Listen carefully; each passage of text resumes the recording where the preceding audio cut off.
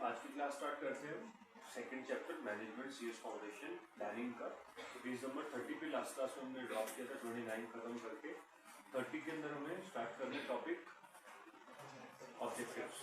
Objectives of planning ये शायद हो चुका था वैसे। What are the objectives of planning? Planning के ऑब्जेक्टिव्स क्या होते हैं?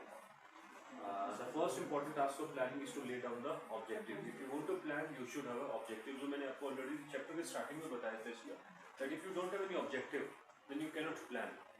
If you have an objective that I want to get right, there will be a plan to study accordingly. If you have objective to be a manager or a senior manager or vice president or president of the company down the line 5 to 10 years, then there is a objective and accordingly you will plan that मैं इतने time तक यहाँ काम करूँगा, फिर मैं यहाँ, फिर मैं इतनी पढ़ाई करूँगा दोबारा से और फिर मैं यहाँ पर प्रमोशन लेगा। तो this is the plan accordingly.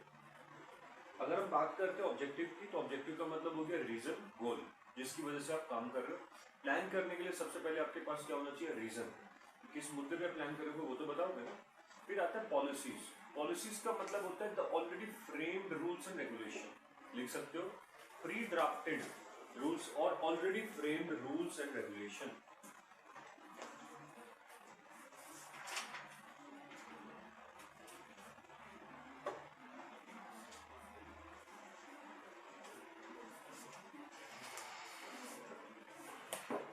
Pre drafted और already framed rules and regulation.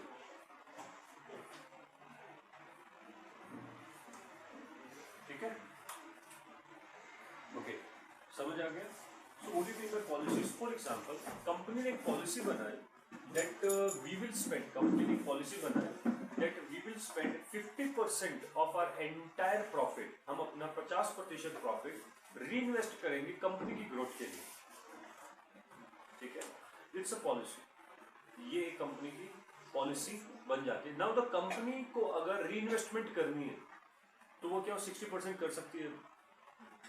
क्या कंपनी को रीइन्वेस्ट करना है तो क्या वो 60% कर सकती है?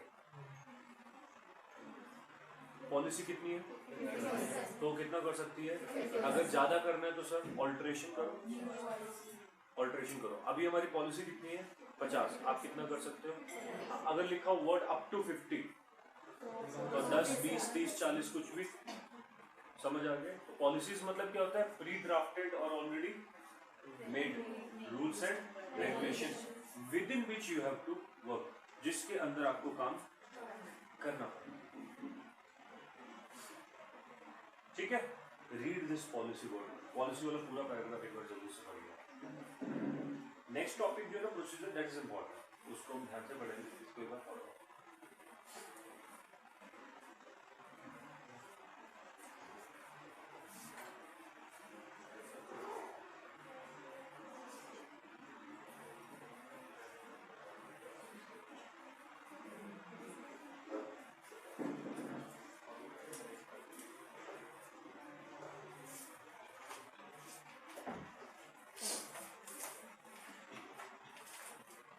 सेम एग्जांपल लिखा है नीचे सेकंड पैरा में, मिल गया? अच्छा, policies are the great help, third para, policies are of great help in the delegation of authority. Is that so? जब मुझे पता है कि मेरे को क्या काम करना है कंपनी में, मुझे क्या काम कितने लेवल तक करना है, डोंट यू थिंक मैं अपने एम्प्लॉयज को उसके अकॉर्डिंग अथॉरिटी डेलीगेट कर दूंगा? Isn't it easy? अगर आपकी पॉलिसीज बनी हुई है तो क्या ये इजी नहीं है कि आपको डेलीगेशन आराम से हो सकता है आपका? समझ आया? अगर पॉलिसीज बनी हुई है तो मुझे पता है 50% इन्वेस्ट करना है, तो क्या मेरे लिए इजी नहीं हो जाएगा कि इस आदमी को 50% इन्वेस्टमेंट की अथॉरिटी देनी है?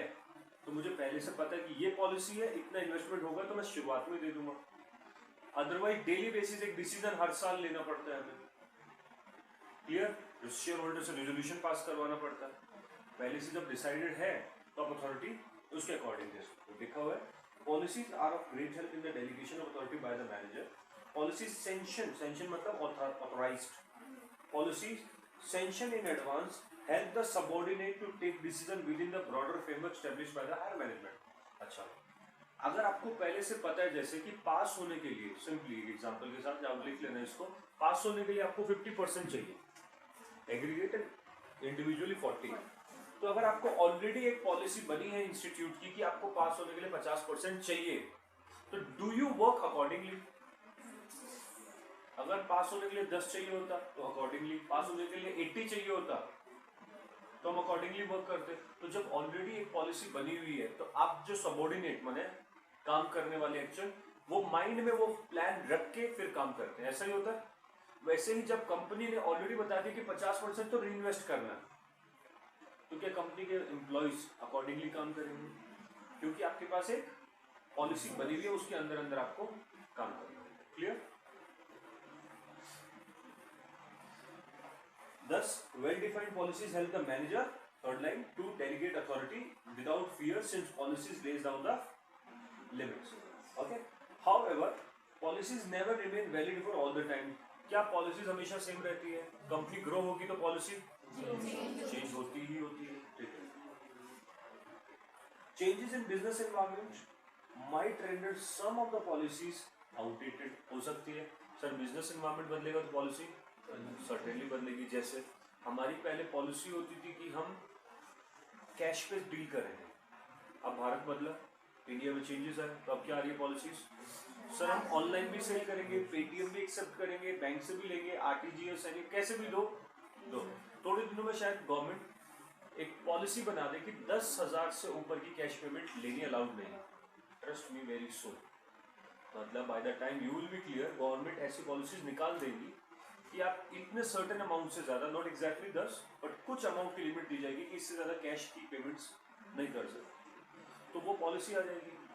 क्या उसके अकॉर्डिंग आप अपनी दुकान पे सॉफ्टवेयर बनवाओगे, चेंजेस करोगे?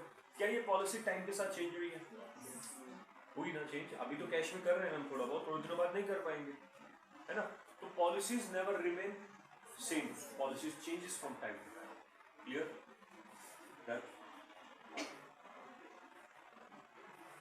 Whether we should be flexible in the policy or not. So is it good to be flexible at it, in the policy or not? Yes. It is good to be flexible at the formation of policy.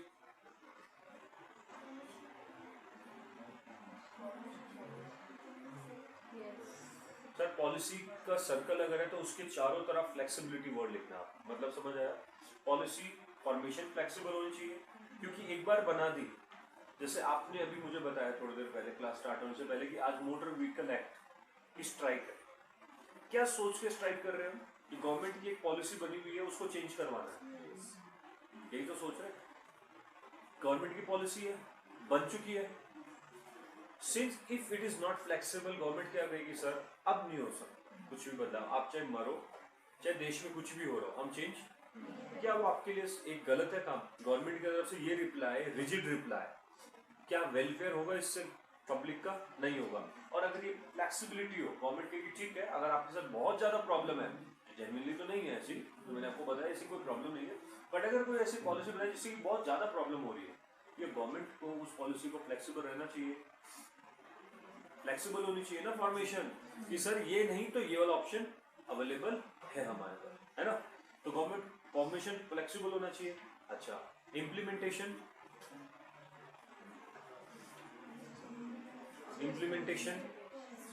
Rigid और flexible.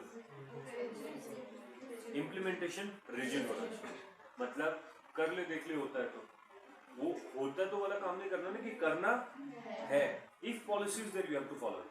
अच्छा, what about adoption? Adoption मतलब मानना। Rigid और flexible, मानना पड़ेगा, ठीक है। Changes flexible होने चाहिए, सही है? कोई सवाल है इसमें? आगे नेक्स्ट पहले देखो, important procedure, method and rules का डिफरेंस आता है एग्जाम में आपको। What is the difference between procedure, method and rules? अच्छा, पहले कोई बता सकता वैसे किसी को आइडिया हो बिना पढ़े? प्रोसीजर, मेथड, चलो रूल्स छोड़ दो, प्रोसीजर और मेथड में कुछ आपको क्या लगता है, क्या डिफरेंस हो सकता है? What could be the difference between procedure and method? दोनों जो पढ़ रहे हैं वो बिना पढ़े। Basically means steps to do any work, and method means way in which we have done. Procedure मतलब आप कह रहे हो स्टेप किसी काम को करने का, और मेथड मतलब किस तरीके से way of doing work. You are right, ठीक है। अब आप क्या कह रहे हो मैं समझ गया हूँ, थोड़ा सा I know you have understood it. Method कहना चाह रहे हो, मेथड मतलब स्टेप्स कहना चाह रहे हो उसमें? Procedure is a step and actual working is method, ये कहना चाह रहे हो? ठीक है, और कोई?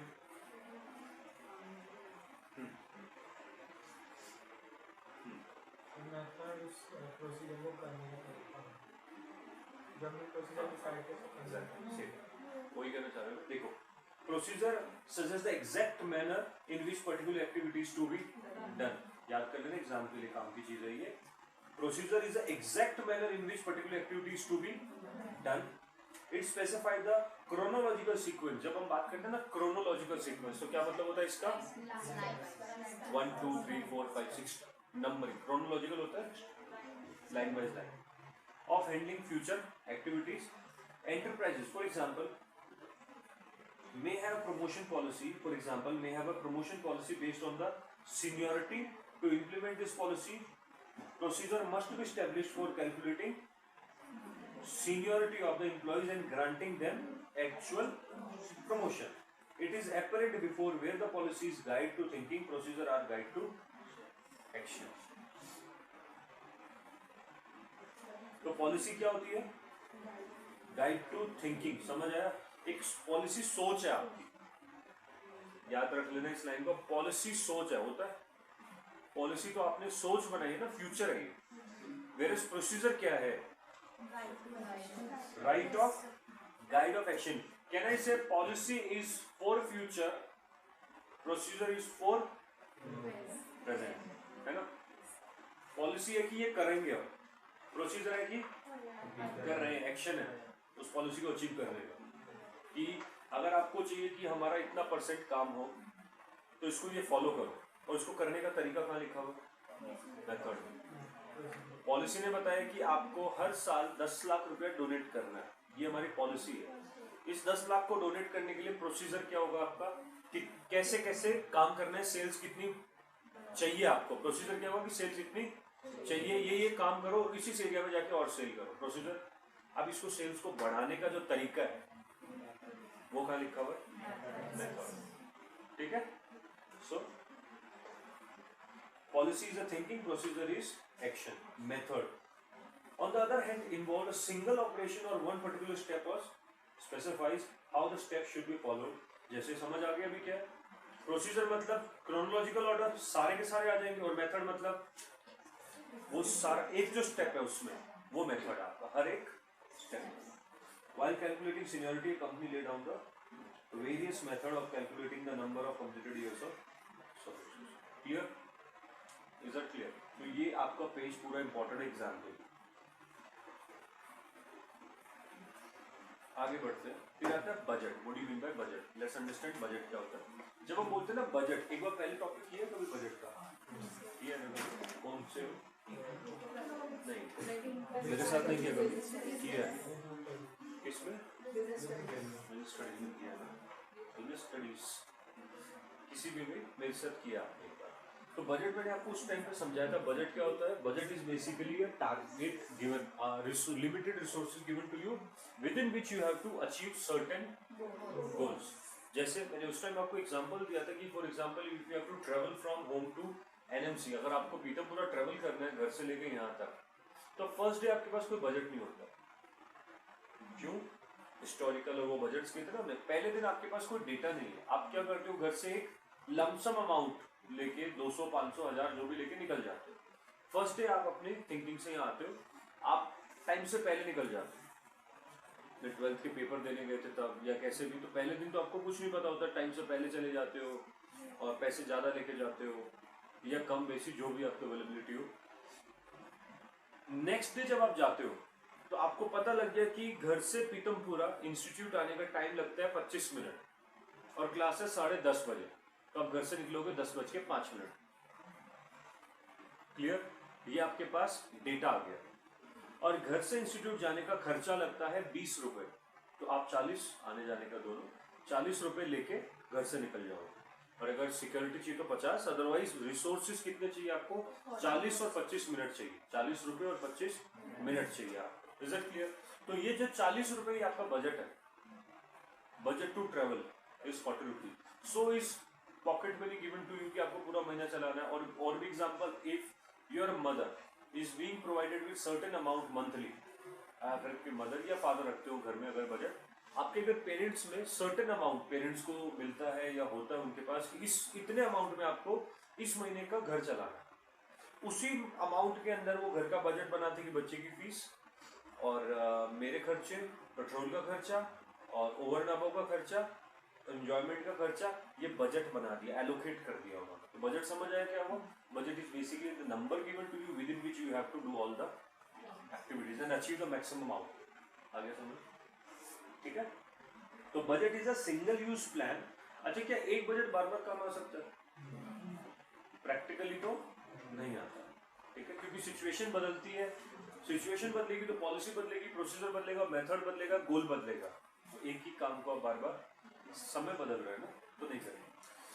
तो budget is single use plan containing exact result in the numerical terms. Budget में भी express in time, money, material. जो मैंने आपको बताया टाइम वाला कैसे हुआ, 25 मिनट्स, ठीक है, और मनी में 20-40 rupees.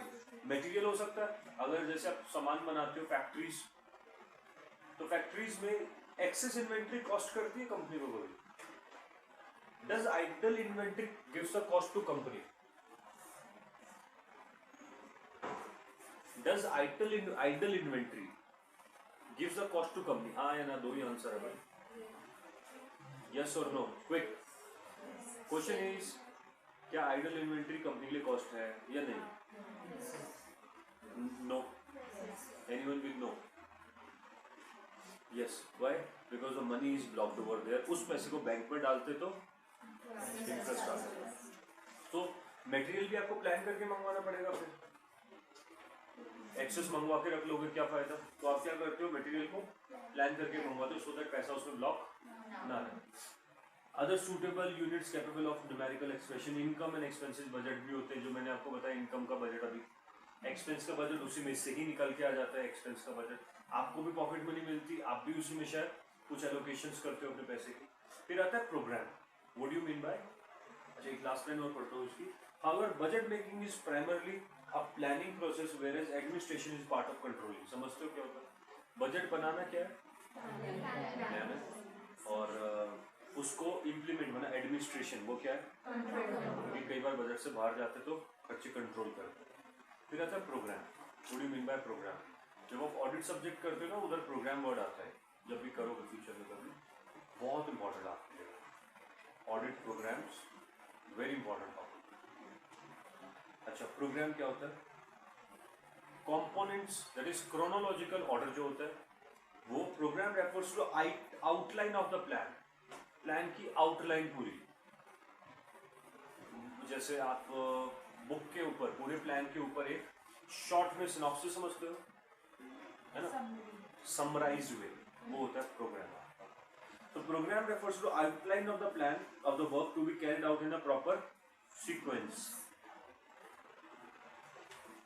for the purpose of achieving specific objective. Thus, a company might embark upon the expansion program by say 60%, and to implement this program, management must lay down certain policy.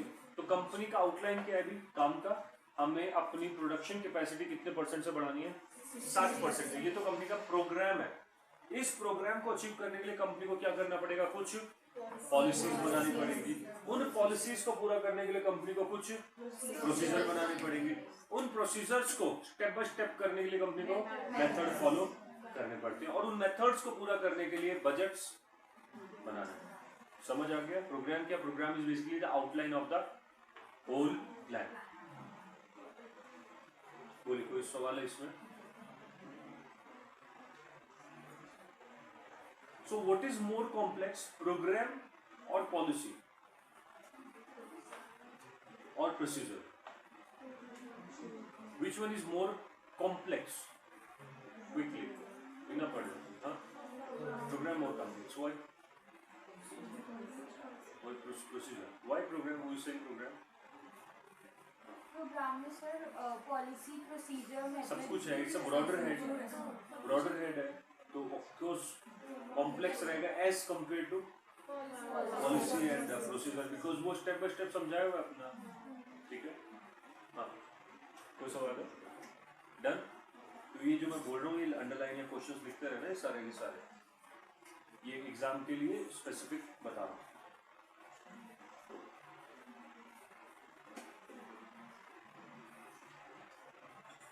ठीक है ना? अच्छा, strategy, what is strategy? Strategy is basically the top level management function, that is आपको planning करने को ही substitute बोलेंगे, interchangeably use करते हैं इन शब्दों में, इन वर्ड्स को हम। Strategy is a term very popular in military science. There it refers to meeting of the enemy under the condition advantage to one's own. Commander instance may allow the enemy to advance up to a certain point and then attack. हम शायद उसको allow करेंगे इतने level तक आ जा, ये हमारी strategy है उसको फंसाने की, और बाद में अटैक करेंगे। In the business context, specific meaning attached to a particular policy, मतलब बिजनेस में होता है ना, कई बार हम घाटा भी खा रहे होते हैं जानबूझ के, फ्री सैंपल्स बांट रहे हैं, तो कहते हैं फ्री सैंपल प्लान नहीं है, distributing of free sample is not a plan, it's a strategy. Strategy for what? Achieving our objective, माने प्लान, मतलब प्लान। तो स्ट्रेटजी आपकी अभी फ्री सैंपल्स बांटो, फ्यूचर देख रहे हो आप किस चीज के लिए, कि हमारे जो प्लान बने हैं वो सक्सेस हो जाए। और हमारा प्लान क्या है? हम 10,000 पाउचेस की सेल चाहते हैं। 10,000 पाउच की सेल के लिए स्ट्रेटेजी क्या बनी? पहले लोगों को टेस्ट करवाओगे, पहले लोगों को टेस्ट करवाओगे, बाद में हम इस मार्केट में घुस जाएंगे। जैसे मोस्ट ऑफ द कंपनीज अभी आप जो इंडिया हमारा देख रहे हैं, एक टाइम पे खाना घर पे बनता था, फिर धीरे धीरे खाना होटल में मिलता था, फिर धीरे धीरे खाना होम डिलीवरी होता था, होटल वाले खुद स्कूटीज पे देते थे, फिर धीरे धीरे जोमेटो पहले एंड स्विगी आया। हमने उसका बाइकआउट किया हुआ था बड़े लंबे समय, हम यूज नहीं करते थे जोमेटो स्विगी ना, इनिशियली यूज नहीं करते, इनिशियली ऑनलाइन पेमेंट नहीं करते थे, हम डरते थे, मोबाइल्स में इतने ऐप्स ऑनलाइन वाले नहीं होते थे हमारे। पेटीएम वेटीएम बहुत लोगों ने बहुत लेट डाउनलोड किया, यार इंडियंस पूरी सिक्योरिटी होने के बाद में कि अब मैं अकेला नहीं मरूंगे तो हमें चलेगा, ठीक है। तो हमने उसको इनिशियली बाइकआउट किया था, फिर जोमेटो ने हमारी जो इच्छाएं थी, मन था, उसको तोड़ दिया। कैसे? उसने कहा फ्री, अब खाने वाले बनो, फ्री है, 2 रुपए के अंदर आइसक्रीम, 10 रुपए के अंदर आइसक्रीम, खुद घाटा खा रहा था। क्या था उसका पर्पस, क्या था उस लॉस का? That was a strategy so that you get habitual to these services and in future. अब उसने प्राइसेस, सर अब वो डिलीवरी तक के लेता है, पहले तो खाना फ्री, डिलीवरी फ्री, सब कुछ। आज वो खाने के तो पैसे लेते हैं प्लस एक्स्ट्रा भी लेता है। मेन्यू से, जो होटल का मेन्यू है ना, उससे और जोमेटो का मेन्यू में डिफरेंस होता है, आप फिर भी मंगवा रहे हो। This is the strategy, that was the strategy. Ola Uber अगर किसी ने यूज की हो कभी, फ्री, आप तो जाओ ही जाओ फ्री, साथ में 2 जनों को और बताओ, फिर आपको और पैसा मिलेगा, ठीक है। हमें क्या लगता था, देखो कितना बेवकूफ बना रहे हैं ओला उबर, लगता था जैसे वो कूपन देते थे ना, कैशबैक या समथिंग, तो वी यूज्ड टू थिंक कितना बेवकूफ बना रहे हो। ओला उबर वर्ल्ड लेवल की कंपनीज है और हम अभी कुएं के मेंढक है, इतना उनको बेवकूफ हम नहीं बना सकते थे। उनकी स्ट्रेटेजी थी, क्या स्ट्रेटेजी थी? कि इनको हैबिचुअल बनाया, हम हैबिचुअल हो गए, ठीक है।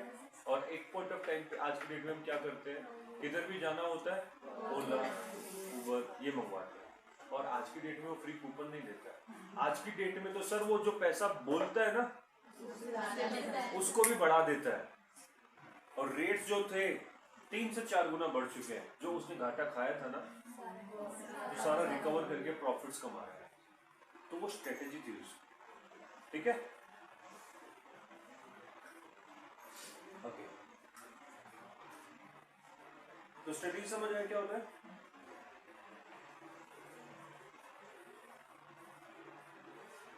फोर्थ लाइन, स्ट्रेटेजी इज दस एन इंटरप्रिटेटिव प्लानिंग, है ना, इंटरप्रिटेटिव प्लानिंग है। एग्जांपल्स बहुत सारे दिए, सारे नाम लिख लो, काफी है, ज्यादा तो मैं एक्सपेक्ट नहीं करूंगा, नाम लिख लो सारे। Anthony defines strategy as a resulting from process of deciding on objectives of the organization। यही था, ऑर्गेनाइजेशन के ऑब्जेक्टिव के ऊपर कुछ डिसीजंस लेना, क्या है स्ट्रेटेजी। ऑर्गेनाइजेशन के ऑब्जेक्टिव के ऊपर कुछ डिसीजंस लेना स्ट्रेटेजी। ऑब्जेक्टिव था खाने को डिलीवरी को हम टॉप लेवल पे लेके जाए तो उन्होंने फ्री दिया या ओला उबर वाला। चैंडलर डिफाइन, सेकंड लाइन नीचे से, Chandler define strategy as a determination of basic long term goal and objective of enterprise. यही था, स्ट्रेटेजी लॉन्ग टर्म होती है as compare to plan, and the adoption of course of action and the allocation of resources necessary to carry out these goals. The purpose of strategy is to determine and communicate to the system major objective and policy. Sir वैसे तो जोमेटो की कोई policy सुनता नहीं, उबर को कोई मानता नहीं, पर क्या इसकी उनकी इस स्ट्रेटेजी की वजह से उनकी पॉलिसीज, उनके प्रोसीजर आपने सुने, समझे, ठीक है। पहले तो वेबसाइट पे करते थे, फिर कहते थे ऐप डाउनलोड करो हमारा, ठीक है। अब सारा का सारा मोबाइल उनके कंट्रोल में होता है, अलाउ करते हो, आपके कॉन्टैक्ट नंबर उनके पास है, आपके वीडियो फोटोग्राफ्स उनके पास है, ठीक है। आपके मोबाइल का पेटीएम का कंट्रोल भी उनके पास है, ठीक है। तो जब यूज करो उसको अलाउ करो, जब नहीं करना हो तो आपके मोबाइल में एक सिस्टम होता है डिसअलाउ कर दो। अदरवाइज ये कॉल्स नहीं होते आपको सारा दिन, आपको लगता है ये नंबर मैंने यहाँ नहीं दिए ही नहीं कर, ये इस वजह से आता है क्योंकि वो नंबर जा चुका है आपको। डेटा जो बेचा जाता है, डेटा बिकता है सारा। Clear? Okay, next is what is the planning procedure. Planning का प्रोसीजर क्या होता है, and you are expert in this question. Planning procedure में आप लोग एक्सपर्ट हो ऑलरेडी, क्योंकि हमने पढ़ा ही है। सो प्लानिंग प्रोसीजर क्या होता है, पहला, तो इसमें ज्यादा टाइम लगाने की जरूरत पड़ेगी नहीं, मैं आपसे पूछता हूँ, बताते रहिएगा। प्लानिंग प्रोसीजर, सबसे पहला एस्टेब्लिशिंग ऑफ, क्योंकि ऑब्जेक्ट के बिना आप प्लान किसका बनाओगे। सबसे पहले ऑब्जेक्टिव क्या है वो देखो आप अपना। दूसरा, अच्छा किसी के दिमाग में अगर फ्यूचर में कुछ बिजनेस करने का होगा तो विजुअलाइज दैट कि मेरे को ये काम करना है फ्यूचर में, तो मेरा ऑब्जेक्टिव ये है। सबसे पहले मेरा ऑब्जेक्टिव सीखो। दूसरा प्रीमिसिंग, वो क्या होता है, अजम्पशंस लेनी है कि कौन कौन से अजम्पशन इसके साथ में जाएंगे। जैसे अगर मुझे 10 साल बाद ये काम करना है, 10 साल बाद पैसे की वैल्यू गिरेगी, टेक्नोलॉजी और ज्यादा आ जाएगी, तो उसके अकॉर्डिंग अजम्पशंस लेने। Second step involve in planning process to establishing of planning premises, that is planning assumptions और future setting with in which the planning will takes place. Clear? अच्छा, उसके बाद प्लानिंग प्रीमिसेस जो होते हैं, they are viewed as external and internal. दो तरीके से देखे जाते हैं, tangible and intangible and controllable and semi controllable. तो कुछ फ्यूचर की चीजें कंट्रोलेबल होती है, कुछ अनकंट्रोलेबल, कुछ टच हो सकती है, कुछ नहीं हो सकती है, कुछ आपके हाथ में और कुछ आपके हाथ में नहीं। जैसे गवर्नमेंट की पॉलिसीज आपके हाथ में नहीं है और अपनी पॉलिसीज ऑर्गेनाइजेशन की आपके हाथ में। टेंजिबल मतलब आपकी बस, गाड़ी, बिल्डिंग। इंटेंजिबल मतलब कॉपीराइट्स, ट्रेडमार्क्स किसी और कंट्रोलेबल मतलब सर कुछ ऐसी सिचुएशंस है, सर पाकिस्तान ने परमाणु गिरा दिया, ठीक है, वैसे तो वो नहीं गिरा सकता बट मान लो ट्राई कर ले, ठीक है, और हम वापस उस पर गिरा दें, तो उस केस में ये सिचुएशन हमारे कंट्रोल में नहीं। कंट्रोलेबल और सेमी कंट्रोलेबल, कुछ ऐसी चीजें हैं जो हमारे कंट्रोल में पूरी तरीके से नहीं होती। थर्ड, पहला स्टैब्लिश ऑब्जेक्टिव, दूसरा प्रीमिसिंग, तीसरा डिटरमाइनिंग ऑल्टरनेटिव। ये क्या मतलब है सर, एक काम को करने के एक से ज्यादा तरीके पहले से ही अपने ध्यान में रखो और फिर उन सबको एनालाइज करो, उनमें से सबसे जो बेस्ट है इवेल्युएट द ऑल्टरनेटिव जो ऊपर आपने थर्ड स्टेप में जो ऑल्टरनेट्स चूज किए उन सबको इवेल्युएट करो, सबसे कम खर्चे वाला, सबसे एफिशिएंट इफेक्टिव मेथड को आप क्या करो, इवेल्युएट करके और अगले स्टेप में उसको चूज करो, सेलेक्ट करो and then select the course of action. Choose कर लिया and then formulate the derivative plan. What do you mean by formulate derivative plan? हाँ, अब आप फॉर्मुलेट करो,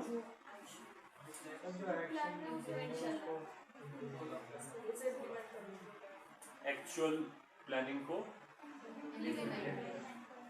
That is, if Indian Airlines decides to run jumbo jets between Delhi to Patna, obviously a number of derivative plans have to be framed to support the decision. Example: staffing plan, operating plan, fuelling, maintenance, store, purchase, in other words जो आपके derivative मतलब उसके supportive plans जो और होते हैं। इस plan को पूरा करने के लिए आपको दूसरे प्लान भी जो चाहिए ना, अगर उसको दिल्ली टू पटना में जम्बो जेट्स चलाने हैं तो स्टाफ और चाहिए, प्लेन्स और चाहिए, बैंक लोन और चाहिए, प्लेसेस चाहिए, ऑफिसेस चाहिए, ये सारे derivative plan. And then the last is numberising plans by budgeting, मतलब किस प्लान में कितना बजट लगेगा, नंबर्स क्लियर। फिर आता है the factors influencing goal commitment. What are the factors which influence the goal commitment? Factors which influence, sir आपको goal तक पहुंचने के लिए कौन कौन से फैक्टर इन्फ्लुएंस करते हैं? तो पहले तो इसका छोड़ते हैं, आपका बताओ, आपको अपने गोल तक पहुंचने के लिए कौन से फैक्टर्स इन्फ्लुएंस करते हैं? समझ आ गया ना टॉपिक अब क्या है ना? तो क्या क्या इन्फ्लुएंस करता है सर आपको अपने गोल तक पहुंचने के लिए? पहला मोबाइल, ओके, मोबाइल में भी और सब हेड में जाएं तो पता है एप्स, जो सोशल एप्स होती है वो, और कुछ सर कई लोगों का बजट कंस्ट्रेंट होता है, that my goal is to be something but I don't have that much budget. कई लोगों के पास, आप तो प्रिविलेज हो ना, आपके पास वो ऑप्शन तो है नहीं, मतलब ठीक है, you are being financed by your family. तो कुछ लोगों के पास एक कंस्ट्रेंट और भी होता है कि सर बजट नहीं है, there are some student who might not have budget. तो आपका प्रॉब्लम है कि एक्स्ट्रा पैसा है जो मोबाइलों में यूज कर रहे हैं, और कुछ बच्चों को होता है I don't have enough money to use that, कुछ का होता है I don't have enough time, I have to work as well and I want to study. तो उनको इन्फ्लुएंस क्या करता है? समय, उनके पास टाइम नहीं है। कुछ के पास होता है कि सर कोई ज्ञान देने वाला, गाइड करने वाला कोई भी नहीं है।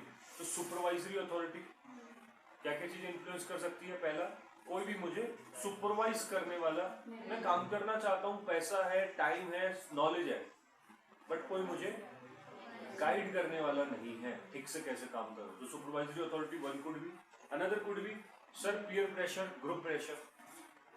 सर आसपास वाले बड़ा ज्ञान देते हैं, मतलब ये सबसे बड़ी इंसानों की प्रॉब्लम, चाहते हैं, जानते हैं सब कुछ, पर जानते हुए भी ग्रुप प्रेशर में आ जाते हैं। क्या कि सर दोस्त नहीं पढ़ रहा तो मैं पढ़ लूंगा तो मेरा और मेरे दोस्त का अपमान, मैं पढ़ना चाहता हूँ, I am here to study, but sir दोस्त नहीं पढ़ रहा। दोस्त कौन है सर? यही बना था 2 दिन पहले, अभी हम बात करते हुए 3.5 घंटे हुए हमें। तो मेरा जो लाइफ टाइम का प्लान था वो 3.5 घंटे के ऊपर खत्म हो गया। सर वो आपका प्लान था ही नहीं, you are no more dedicated, you are not dedicated to your plan. अगर आपने कुछ सोचा है तो उसके बीच में कुछ भी आए वो करना है। Learn from your leader, Narendra Modi से सीखिए आप, ठीक है? सोचा है, करना है तो करना है। सर दुनिया का हर एक लेवल उसको इन्फ्लुएंस कर रहा है कि 370 हटा दे, यूएन, हर कोई देश, बट सर नहीं हटाऊंगा, जिसको जो करना है कर लो, मैं नहीं हटाऊंगा। और क्या उसको भी पीयर प्रेशर हुआ होगा कि सर मेरा जो कॉम्पिटिटर है उसने नहीं किया, मैं क्यों करूं? हो सकता है ना, बट सर लीडर वही बनते हैं, आगे वही बढ़ते हैं जो ये इसके ऊपर कंट्रोल कर लेते हैं, that is peer pressure, group pressure. I have seen many student, मैंने अपनी लाइफ में देखे कि कुछ बच्चे एंजॉय कर रहे थे, उसमें से एक आधा बच्चा अपना तो सर मेरे को पढ़ना है, मुझे क्लास लेनी है, दे आर सक्सेसफुल स्टूडेंट्स। ऐसा नहीं कि आप नहीं हो या वो नहीं है जो एंजॉय कर रहे हैं, that is part of the life.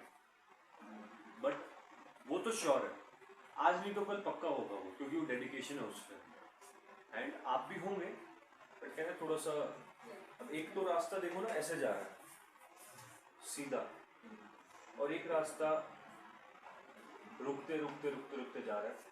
तो ऑब्वियस सी बात है, अब आप जाते जाते इधर मुड़ गए, इधर जाते जाते फिर इधर, तो उसमें थोड़ा टाइम ज़्यादा लगता है। सक्सेस दोनों को मिलती है, एक को समय से मिल जाती है और एक को थोड़ा सा, यहाँ पर रास्ते के अंदर फेसबुक है, व्हाट्सएप है, दोस्त की पार्टी है, समय, सर उसके पास कुछ भी नहीं है, उसको खाली एक चीज़ दिख रही है, दैट इज सक्सेस। वो सीधा उसी की तरफ बढ़ रहा है, जो जो चीज़ें आती जा रही है उनको कर रहे हैं। करोगे आप भी वो सारे काम, पर थोड़ा रुकते रुकते कर रहे हैं आप, मतलब अदर स्टूडेंट जो नलायक होते हैं, यू आर वेरी ब्रिलियंट। आप इनमें से नहीं, उन नलायक बच्चों की बात हो रही है जो गंदे हैं, आप सारे तो बहुत ही काबिल और होनहार बच्चे हो, आपको पता ही है, आपको आप सारे इधर हो। हंसी पता है क्यों आ रही है? पता है क्यों आ रही है? क्योंकि आपको पता है हम किस कैटेगरी में। सो अगर इतना पता है अपने बारे में तो क्यों ना लर्न करो कि where you want to go. This is your way, this is not your way. यहाँ पहुंच के जिंदगी पढ़ के करते रहना यही काम करना फिर आराम से, तो यहाँ पहुंच भी नहीं पाओगे अगर ज़्यादा टाइम इसमें लग गया तो, क्योंकि हर एक चीज़ की एज होती है करने के लिए, ठीक है। तो पहला होता है आपका सुपरवाइजरी अथॉरिटी, इन्फ्लुएंस करने की कोई गाइड करने वाला नहीं है। दूसरा होता है ग्रुप और पीयर प्रेशर। सो लोग बड़ा इन्फ्लुएंस करते हैं मुझे, और गोल तो है बट इधर उधर की सुनता जा रहा हूँ। एक वर्ड होता है हिंदी में कान का कच्चा, पता क्या होता है? कान के कच्चे लोग, किसी को पता क्या होता है? जो किसी के भी बहकाव में आ जाते हैं, अपना कुछ स्टैंड नहीं होता जिनका, ठीक है। तो don't be that, otherwise life time problem में रहोगे। अपना एक स्टैंड रखो। अगर आपने कुछ फील किया, take a stand on that, और अगर आपने फील किया तो take a stand on that. मतलब समझ आया? अगर पूरे सब लोग बोले कि तू गलत है बट आपको लगता है कि नहीं मैं सही हूं, टेक अ स्टैंड। अगर आपको लगता है कि सब लोग गलत है मैं सही हूं, स्टैंड लेना चाहिए। मतलब भीड़ के साथ नहीं जाना चाहिए। आपको लगता है मेरे साथ गलत हुआ है, टेक अ स्टैंड। अगर सबको लगता है हुआ है, आपको लगता है नहीं हुआ, influence others. That is a leader, that's the leader who can influence other. Influencing पार लीडर की पहली पार होती है, who can get the things done from others. दूसरों जो काम करवा। मैनेजमेंट का पहला लेसन क्या कहता है? Management means getting the things done from others, ना कि being used by others. Okay, तो सुपरवाइजरी अथॉरिटी, ग्रुप प्रेशर। तीसरा पब्लिक डिस्प्ले। सर कुछ कमिटमेंट्स होते हैं आपके, जैसे कमिटमेंट में be greater to difficult with public commitment rather than private commitment, ठीक है। दैट इज, समझ आया? ये पब्लिक कमिटमेंट्स आपके अलग। कुछ और भी कमिटमेंट्स होते हैं सर आपके लाइफ में, उनको भी पूरा करना आपको जरूरी है। तो इनकी बातें नहीं कर रहा हूँ, ये तो आप अवॉइड कर सकते हो ये सारे, but you might have a family,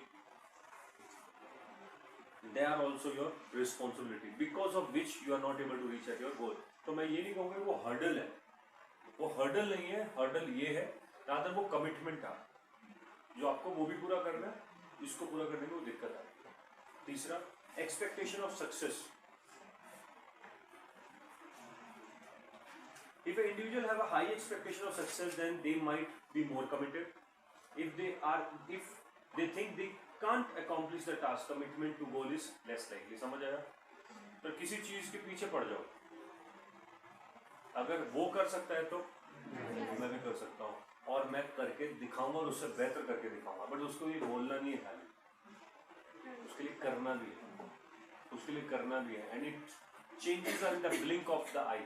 remember this always, remember changes हमेशा ब्लिंक में आते। ये नहीं कि करेंगे, आज बोले सर ने, सोचेंगे ना आज ही कर देंगे, अभी तो नहीं होगा। करना है तो सेकंडों में चेंज आता है, बदलाव आता है कि करना है, नहीं तो नहीं। इंसेंटिव्स एंड रिवॉर्ड, मतलब अचीव करने में एक और प्रॉब्लम आती है कि सर अचीव करके मुझे मिल क्या रहा है, हम आउटकम भी देखते हैं कि मुझे रिसीव क्या हो रहा है। तो इंसेंटिव्स रिवॉर्ड ज़्यादा बढ़िया नहीं है, तो शायद आप थोड़े से लेस डेडिकेटेड हो जाए उसके लिए।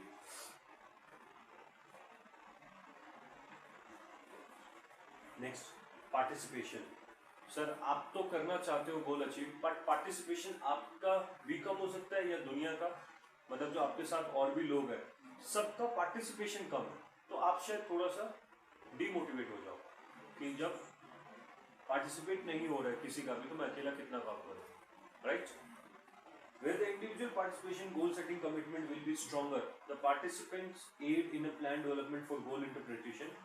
Managers should include subordinates in the goal setting and then in the planning how to achieve these goals. अच्छा एक चीज देखो ध्यान से, लीडर बनना अच्छा कि सबॉर्डिनेट? इजी तो सबॉर्डिनेट रहता है, लीडर थोड़ा मुश्किल होता है। आप जब भी कोई फाइट जीतते हो तो ये बोला जाता है कि 1 2 3 mister X Y Z ABCD सबने जीता, या बोला जाता है कमांडर एक्स ने और उसकी टीम ने जीता। रिकॉग्निशन किसको मिलती है? रिकॉग्निशन किसको मिलती है? बॉस को। तो better is to be boss, otherwise भीड़ है, be the part of the भीड़, भीड़ के पार्ट बने रहो, लाइफ में स्ट्रगल करना नहीं पड़ेगा, अदरवाइज वो पूरी लाइफ स्ट्रगल है। भीड़ का पार्ट बनना पूरी लाइफ स्ट्रगल है, क्योंकि कभी हमेशा सोचते रहोगे ऊपर जाऊं, बट वो एक होता है ना थोड़ा थोड़ा ऊपर, ऐसा सा करता है, अरे ऊपर जाना है तो एक ही बार काम करो ना, अच्छा ऊपर चले जाओ। ओके, नेक्स्ट टॉपिक आता है आपका फैक्टर्स इन्फ्लुएंसिंग गोल कमिटमेंट में planning period. What is planning period? Plan may be made either for the long term or for intermediate or short run, but there should be some logic in selecting the right time range for the company planning. अगर जैसे for example छोटा business है, उसके लिए 15 साल की planning करके छोड़ते हो, नहीं, तो उसके लिए शॉर्ट रेंज प्लानिंग करो। मिडिल लेवल बिजनेस है तो शॉर्ट एंड मिडिल करो, और आपकी बहुत बड़ी एक मल्टीमिलियनियर कंपनी है तो लॉन्ग रेंज प्लानिंग करो।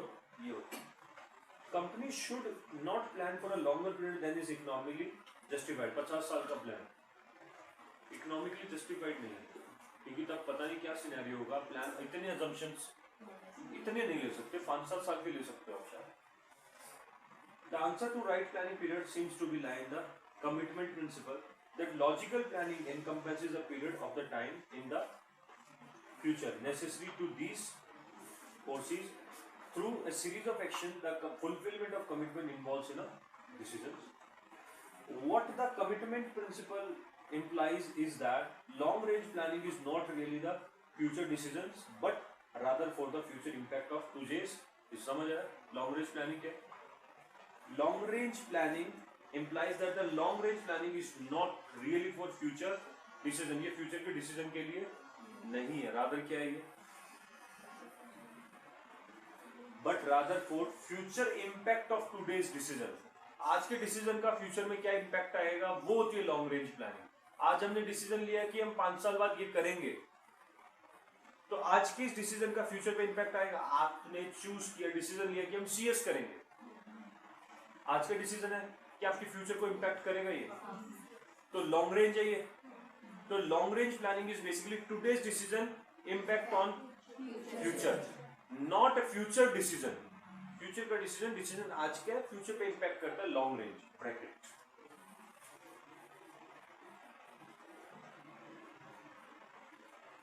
Planning period will be third para. Planning period will be longer or shorter depends upon the extent which flexibility or desire.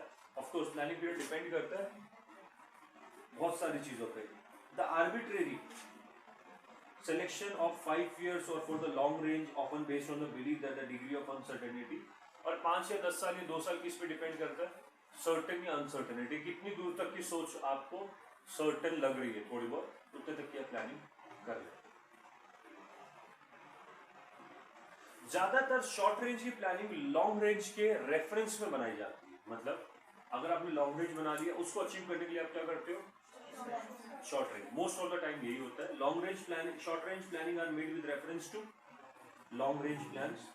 This is a serious error, ये एक सीरियस एरर है। No short run plan should be made unless it contributes to the achievement of the relevant long range plan. मतलब छोटे छोटे plans मिलकर बड़ा plan को achievement अगर नहीं दे रहे कुछ, तो मत बने, तो नहीं करो।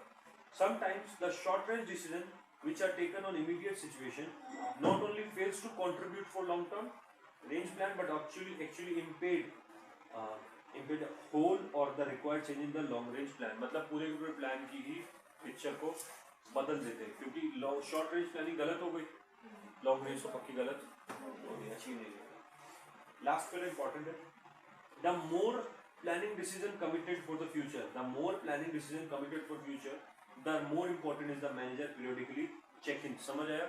जितना ज्यादा इंपॉर्टेंट है आपका लॉन्ग प्लान, उतना ज्यादा डेली बेसिस पे या पीरियडिकल बेसिस पे उसको चेक करना कि हम कितना डाइल्यूट हो रहे हैं, कितना अपने पद से डाइल्यूट हुए हैं। जब फॉर एग्जांपल अगर आप अपने पद से जितना डाइल्यूट हुए हो आपको यही पता चल गया, तो आप क्या करोगे?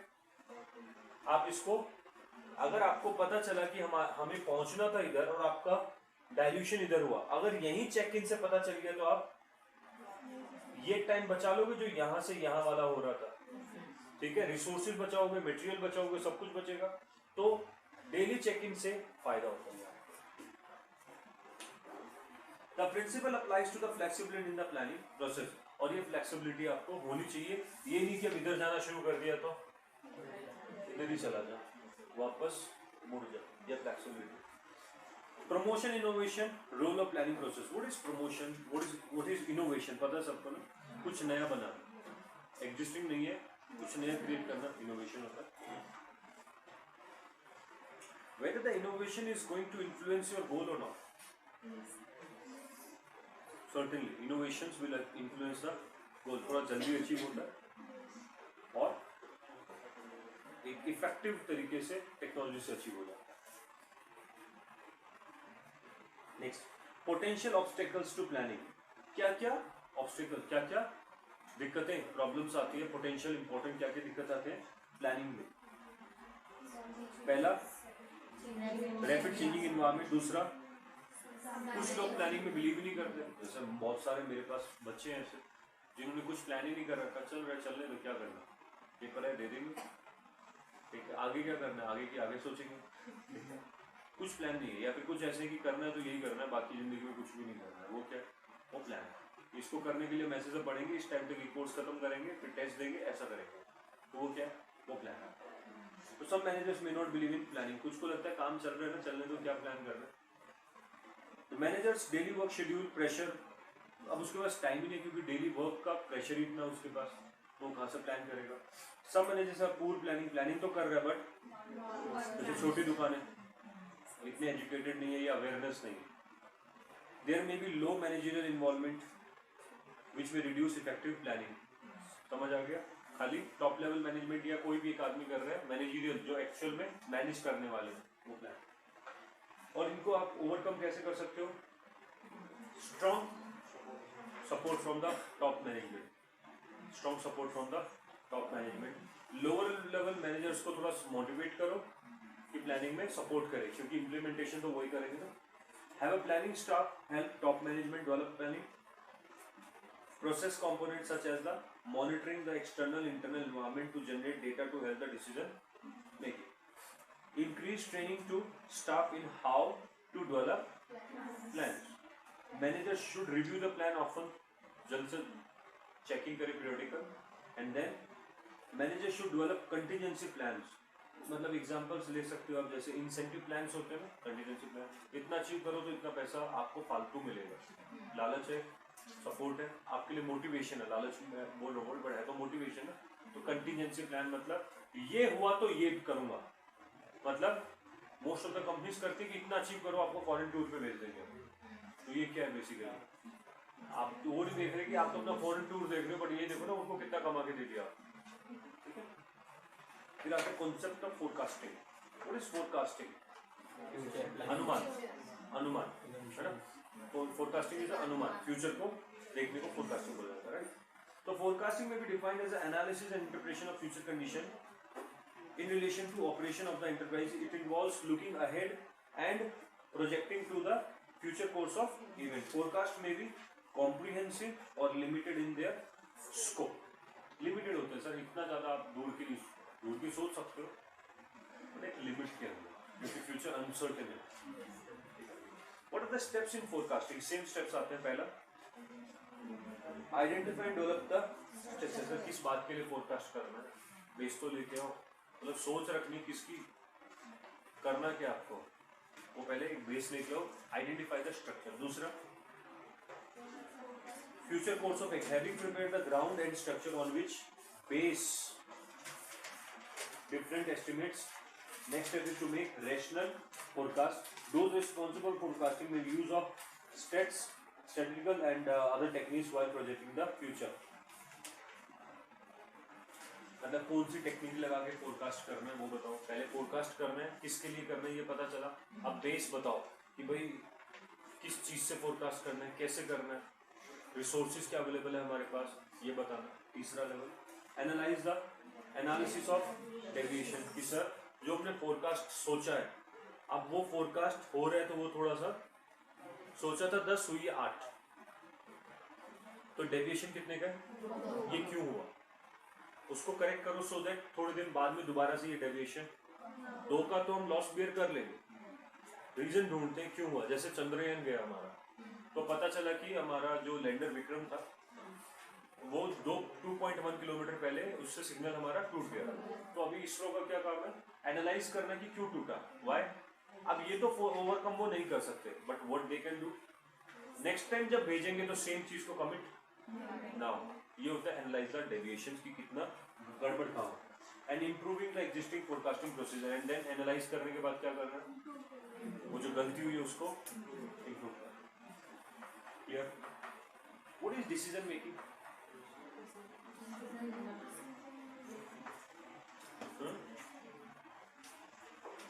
डिसीजन मेकिंग का मतलब क्या होगा? Decision making would be the selection of the alternative, selection of the decision, किसी चीज को फाइनली सेलेक्ट करना डिसीजन मेकिंग है। That is decision making signify the actual selection of course of action from among the number of alternatives. बहुत सारे alternatives में से एक को चूज करना, इसको क्या बोला जाएगा? डिसीजन मेकिंग होता है। किसका काम है decision making? Top level management का काम है, and of course decision making at every level as well, but the primary work of decision making is at the top level. Management have to take the decision on all types of problems and matters. Generally, decision relating to second para related to routine matters are decentralized at the top level. मतलब routine level के जो decision है वो कौन लेता है? Decentralise होता है. पता है क्या होता है डिसेंट्रलाइज का मतलब? क्या होता है? सबको अपनी अथॉरिटी के अकॉर्डिंग डिसीजन लेने का हक. तो डिसीजन मेकिंग की कुछ कंडीशंस होती है. क्या आप डिसीजन ले सकते हो कि आपने ना गाड़ी खरीदते हैं फरारी, क्योंकि सर सीएस तो बन जाएंगे, सैलरी बहुत सारी आने वाली है, आज ही लोन पे ले लेते हैं और जो 4 साल बाद की इंस्टॉलमेंट स्टार्ट कर देते हैं कि हर महीने हम 2 लाख की इंस्टॉलमेंट पे करेंगे फिर, है? ये क्या है? बेवकूफ. But there must be some certainty. जो आप डिसीजन ले रहे हो उसमें कुछ सर्टेन तो हो. क्या ये श्योर आप 4 साल बाद बनोगे ना, बन भी गए तो क्या आपकी नौकरी उतनी लगेगी ना, नहीं पता. 4 साल बाद क्या कंडीशन है. चलो ये अगर श्योर है कि बनोगे तो हम शायद ये फोरकास्ट करके डिसीजन ले सकते हैं कि एक गाड़ी एक घर खरीद लेते हैं हम छोटा सा, शायद इतनी इंस्टॉलमेंट दे दे. बट ये बनना नहीं बनना भी कंटीजेंट है, मतलब अनसर्टेन फ्यूचर इवेंट है, सर्टेन नहीं. क्लियर. तो सबसे पहले डिसीजन किस चीज पे हो? सर्टेनिटी. जैसे अगर आपने बोला कि बैंक में आज मैं 10 लाख डालता हूँ, बैंक ने बोला 6 साल बाद मेरे को वो 17 लाख रुपए देंगे, ये क्या है? ये सर्टेन है, ये सर्टेन है. तो मैं 10 साल बाद का 17 लाख का कोई ना कोई एसेट्स खरीदने का प्लान कर सकता हूँ, कुछ सर्टेनिटी है इसमें. बाकी डिसीजन मेकिंग करने के वक्त क्या क्या कंडीशन, सबसे पहला सर्टेन होना चाहिए. दूसरा रिस्क जरूर देखो. Future conditions are not always known in advance. In real life, most managerial decisions are made under the risk condition that is some information available but as insufficient answer to all questions is there. कुछ तो information है but sufficient answers available नहीं है.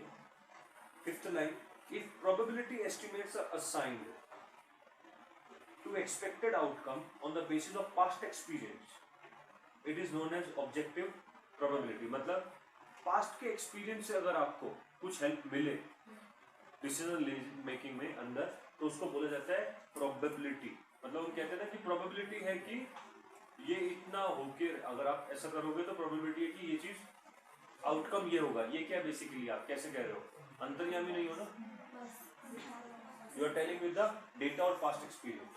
On the other hand, if the probability estimates are assigned on the basis of what is known as gut feeling, मतलब समझ आया, मुझे लगता है, ठीक है. इट इज सब्जेक्टिव प्रोबेबिलिटी, मतलब हो भी सकता है नहीं भी हो सकता है. तो ऑब्जेक्टिव प्रोबेबिलिटी क्या होती है? बेस्ड ऑन फैक्ट्स और experience. Objective probability bracket, objective probability क्या होता है? बेस्ड ऑन फैक्ट्स और एक्सपीरियंस और data. Where subjective probability based on हो सकता है.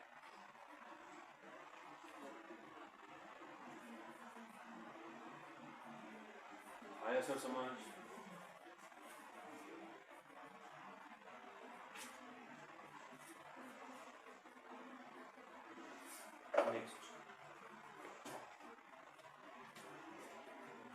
फिर आता है डिसीजन मेकिंग की सबसे बड़ी प्रॉब्लम, दैट इज डिसीजन हमेशा अनसर्टेनिटी में लिए जाते हैं, सर्टेन नहीं होते, ये थोड़ी प्रॉब्लम रहती है। Okay, what are the principles which are involved in decision making? Decision making में कौन कौन से प्रिंसिपल इन्वॉल्व होते हैं? तो डिसीजन मेकिंग के अंदर effective managers effectiveness is related to quality of decision. Manager जितना बढ़िया, लीडर जितना बढ़िया, डिसीजन उतना बढ़िया होगा हमेशा। Decision making by the manager और leader involves arriving at conclusion and exercising judgment in all the circumstances. Management decisions should follow few basic principles which are likely to ensure their soundness. कुछ basic principle को follow करो जिससे कि decision थोड़ा सा मजबूत हो आपका। पहला, principle of definition. Logical decision can be made only if it is real problem is defined with the minute attention. मतलब क्या हो, पहले प्रॉब्लम तो समझो, आपको डिसीजन लेना है, प्रॉब्लम क्या है, प्रॉब्लम को डिटेल में समझो। मिनट मतलब एक भी सेकंड वाली चीज को छोड़ना नहीं, उसको आराम से ध्यान से एक एक वर्ड को समझो प्रॉब्लम के,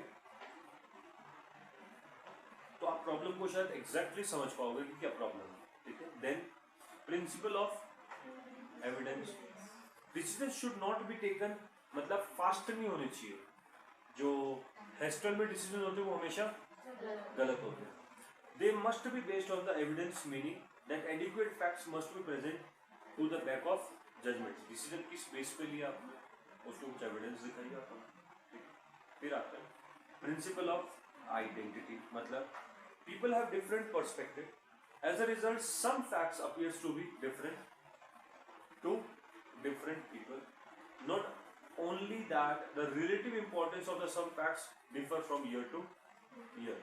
तो प्रिंसिपल आइडेंटिटी समझ आया, समय के अकॉर्डिंग, सिचुएशन के according. And then it is therefore recommended. Urge का मतलब होता है रिकमेंडेड, समझ लो आप, अर्ज मतलब बताना या recommend, that the decision maker should take into account different view point and determine the relevant significance of the time period during the event